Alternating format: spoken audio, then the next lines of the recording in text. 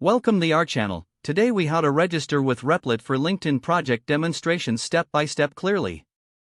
Open your web browser and go to www.replit.com. On the Replit homepage, locate the Sign Up button in the upper right corner. Click on the Sign Up button. You will be presented with several options to create an account. Choose the option that best suits you, such as using an email address or an existing Google or GitHub account. If you prefer to sign up with an email, click on Continue with Email. Enter your email address in the provided field. Create a strong password that meets the specified requirements, then enter it in the password field. After filling in the necessary information, click on Sign Up to proceed. You may need to verify your email address. Check your email inbox for a verification message from Replit. Click on the verification link in the email to confirm your account. Once verified, return to the Replit homepage. Now, click on Login in the upper right corner of the page. Enter your email and password, then click Login. You are now logged into Replit.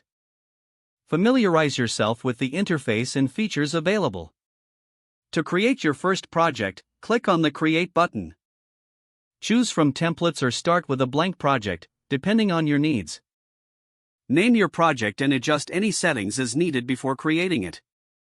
Once your project is set up, explore the editor and tools available. Begin coding your project, keeping in mind the goals for your LinkedIn demonstrations. Regularly save your work to prevent any data loss. When your project is ready, you can share it directly through Replit.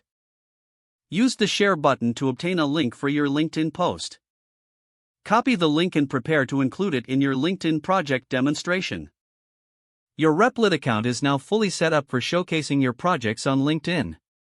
If the page does not load, refresh the browser or try again in a private or incognito window. Make sure you are using the correct email address, then retype it carefully to avoid small typos. If your password is not accepted, use the reset option and create a new strong password you can remember. Don't forget to like this video and subscribe to our channel for more step-by-step tech guides.